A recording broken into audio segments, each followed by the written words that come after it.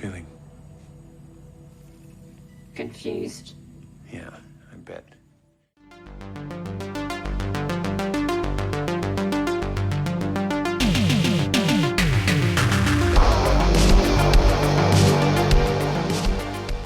We are talking the movie Archive. This one is directed by Gavin Rothery and stars Theo James. Rothery also wrote the movie, and this movie seems to be one in the growing subgenre of kind of AI movies that have a kind of female robotic avatar.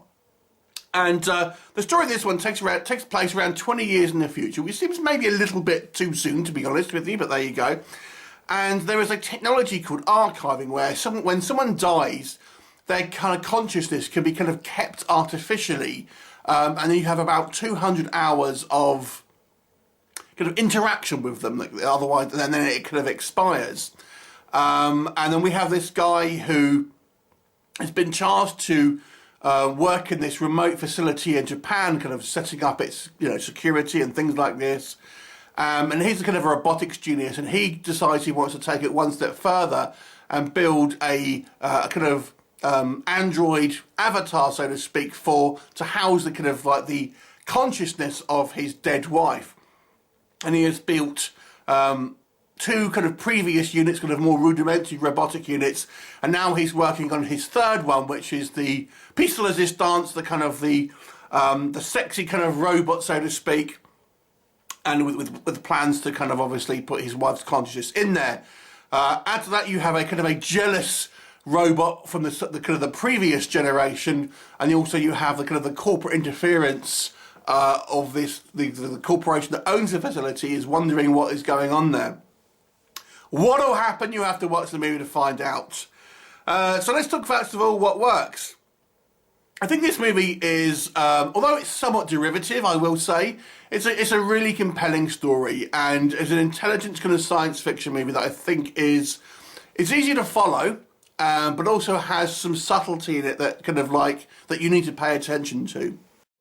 I think Theo James makes for kind of a likeable kind of character. Normally I've seen him kind of play the kind of like the asshole type of person, and here he plays kind of like more of a restrained role. This kind of like this robotics genius, but he still has a little bit of a quick to anger, for example, with some of the kind of the more rudimentary style robots, things like that. But I thought it was a good character.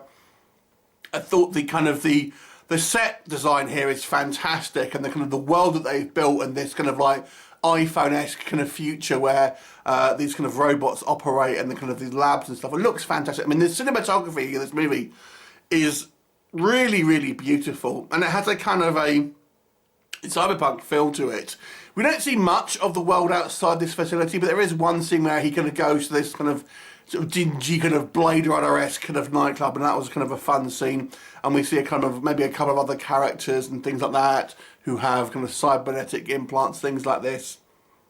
So it's all very kind of like a sort of cyberpunk Blade Runner in a lot of ways. That was all cool. I really, really liked the kind of the robots. I thought they were fun. They kind of represent each evolution of them. You can see the kind of the difference and how it's got to the point where the third generation is obviously very kind of near to kind of human in a lot of ways, and you understand the kind of the rivalry almost between them, and how the kind of the middle one, for example, is intelligent enough to kind of have somewhat human emotions like kind of jealousy, things like this. I thought the performances are all very good. The special effects were excellent, and overall I thought it was quite a captivating story. To be honest with you, I don't really have that many kind of like big gripes to this film. Like I said, I think the story is somewhat derivative. We have seen films like this before, even kind of ones that have the same outcome at the end of the day. And speaking of which, there is kind of like a rug pulling moment in the movie.